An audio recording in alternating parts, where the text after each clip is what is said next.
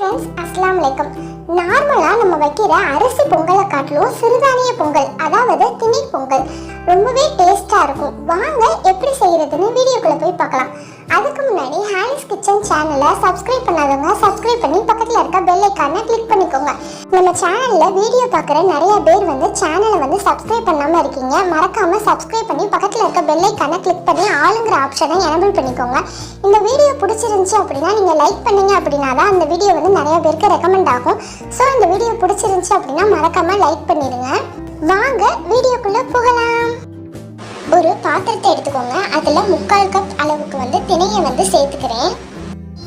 அதே அளவுக்கு பாசி பருப்பையும் சேர்த்துக்கலாம்.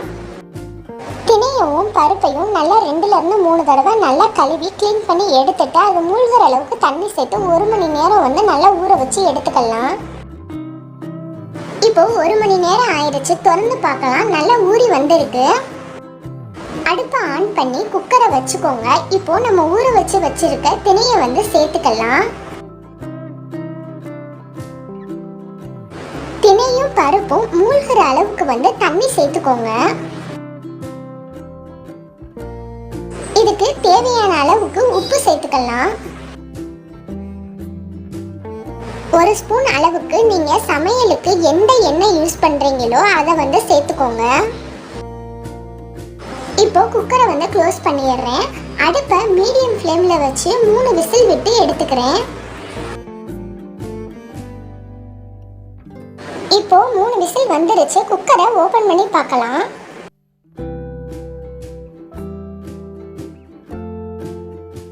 பருப்பும் திணையும் நல்லாவே வெந்துருச்சு. இப்போ ஒரு 1/2 கப் அளவுக்கு காய்ச்சி ஆற வச்ச பால் சேர்த்துக்கலாம். அடுப்பை நல்லா லோ ஃப்ளேம்ல வச்சு நல்லா கிளறி விடுங்க. பொங்கல் ரொம்ப திக்கா இருக்கு அப்படின்னு ஃபீல் பண்ணீங்க அப்படின்னா கொஞ்சமா சுடுதண்ணி சேர்த்து கிளறி விட்டீங்க அப்படின்னா சரியா வந்துடும். மிக்ஸி ஜார் எடுத்து அதில் 2 ஸ்பூன் அளவுக்கு மிளகு, 2 ஸ்பூன் அளவுக்கு சீரகம் சேர்த்துக்கிறேன். மிக்ஸியில் ரிவர்ஸில் ஒரு பல்ஸ் மட்டும் கொடுத்து எடுத்துக்கலாம். அடுப்பில் ஒரு கடாயை வச்சு 3 to 4 ஸ்பூன் அளவுக்கு நெய் சேர்த்துக்கோங்க.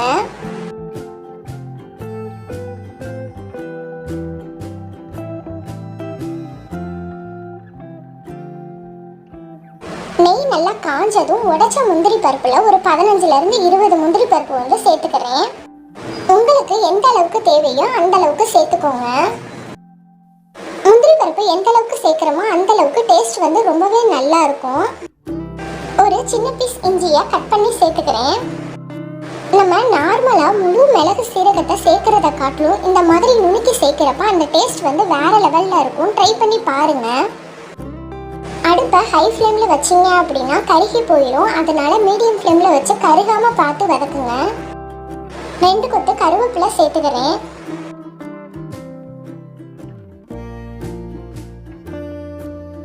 இப்போ நம்ம நுணுக்கி வச்சிருக்க மிளகு சீரகத்தையும் சேர்த்துக்கலாம்.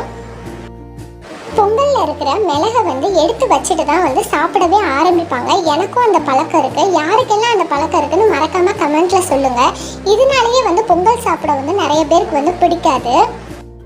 இந்த மாதிரி மிளகு சீரகத்தை நுணுக்கி சேர்க்கிறப்ப அந்த பிரச்சனை இருக்காது.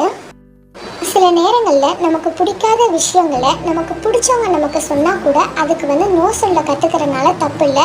அவங்க கஷ்டப்படுவாங்க, இவங்க கஷ்டப்படுவாங்கங்கிறதுக்காக நம்ம அதை அக்செப்ட் பண்ணிவிட்டு பின்னாடி கஷ்டப்படுறதை காட்டிலும் நம்ம நோ சொல்லிட்டோம் அப்படின்னா அது நம்மளை நிறையா விஷயங்கள்லேருந்து பாதுகாக்கும். அதே மாதிரி தேங்க்ஸ் சொல்லவும் கற்றுக்கோங்க.